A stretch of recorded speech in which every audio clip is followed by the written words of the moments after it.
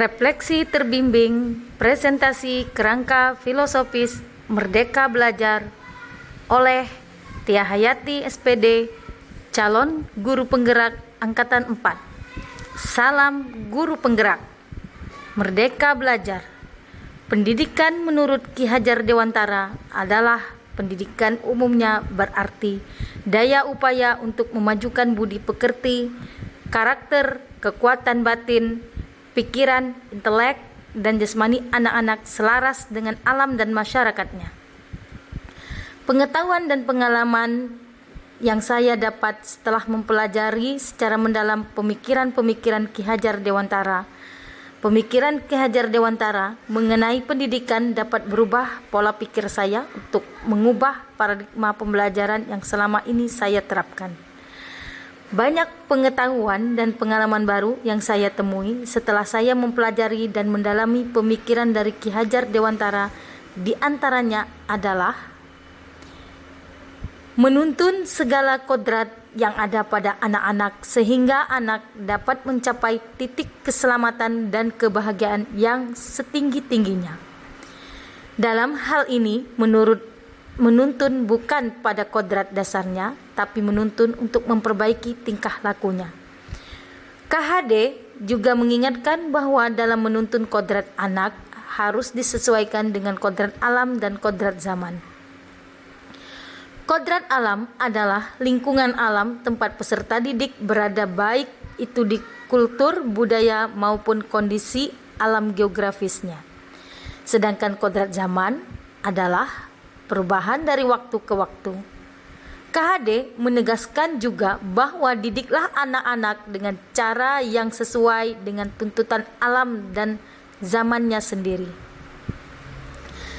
Dalam hal menuntun peserta didik, pendidik diibaratkan petani yang menanam padi. Dalam menanam padi menjadi beras yang unggul, petani akan memiliki berbagai cara dan akan sabar mengurusnya. Sama halnya dengan pendidik dalam kegiatan pembelajaran, guru harus memiliki banyak cara, bersabar, dan ikhlas untuk dapat menghasilkan generasi atau anak yang baik. Pendidikan yang berupaya memenuhi kodrat kebutuhan tumbuh kembang anak sesuai dengan pemikiran Ki Hajar Dewantara bahwa yaitu menghamba pada anak. Pokoknya pendidikan harus terletak di dalam pangkuan ibu bapa karena hanya dua orang inilah yang dapat berhamba pada sang anak. Dengan semurni-murninya dan seikhlas-ikhlasnya, sebab cinta kasihnya kepada anak-anaknya boleh dibilang cinta kasih tak terbatas. Menghamba ini bukan berarti dapat diperlakukan semena-menanya, tapi pendidikan harus berorientasi pada kebutuhan anak sehingga anak dapat berkembang sesuai dengan minat dan bakatnya. Pendidikan menurut KHD juga sebagai membentuk karakter anak. Budi pekerti atau watak atau karakter merupakan perpaduan antara gerak pikiran, perasaan dan kehendak atau kemauan, sehingga menimbulkan tenaga, semangat. Budi pekerti yang dimaksud adalah bahwa pendidikan bisa memanusiakan manusia menuju perbuatan yang baik. Pendidikan bukanlah sebuah paksaan. Pendidikan harus berpusat pada murid, student centered. Seorang pendidik harus memberikan kebebasan kepada anak didiknya untuk berekreasi sendiri, sesuai dengan minat dan bakat anak. Peran pendidik menuntun kebebasan anak tersebut untuk mencapai kebahagiaan lahir batin dan keselamatan anak sesuai dengan kodratnya masing-masing. Merdeka Belajar sesuai keinginan Ki Hajar Dewantara adalah memberikan kebebasan kepada anak untuk berekspresi, berinovasi, berkarya, dan berkolaborasi tanpa paksaan dan ancaman hukuman. Dalam memerdekakan belajar, setiap guru adalah murid dan setiap murid adalah guru. Pendidikan dapat diperoleh di mana saja, kapan saja, dan siapa saja. Sekolah bukan dari satu-satunya tempat untuk memperoleh pendidikan.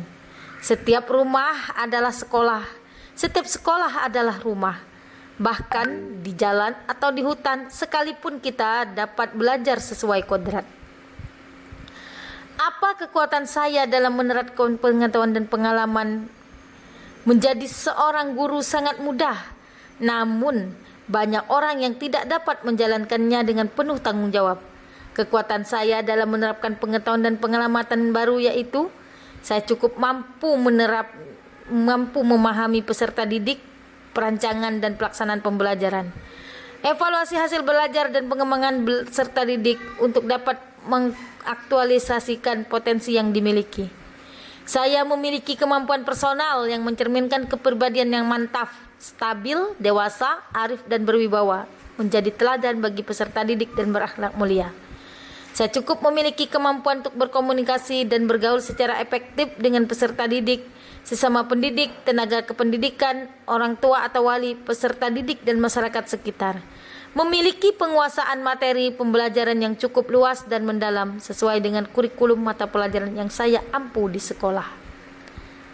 Hal-hal yang perlu saya ubah dari diri saya agar dapat menerapkan pengetahuan dan pengalaman yaitu saya akan meningkatkan kredibilitas saya, perilaku yang diteladani, serta kedisiplinan waktu dalam pelayanan kepada siswa sebagai suri teladan. Saya akan merancang pembelajaran bukan hanya sebatas di kelas semata, namun siswa mendorong untuk banyak berinteraksi pula dengan lingkungan sekitar. Saya akan lebih memperkokoh basis pendidikan karakter dalam setiap proses pembelajaran guna menumbuh kembangkan budi pekerti anak. Setiap penguatan tugas pembelajaran akan saya kaitkan dengan kebutuhan dan minat setiap siswa.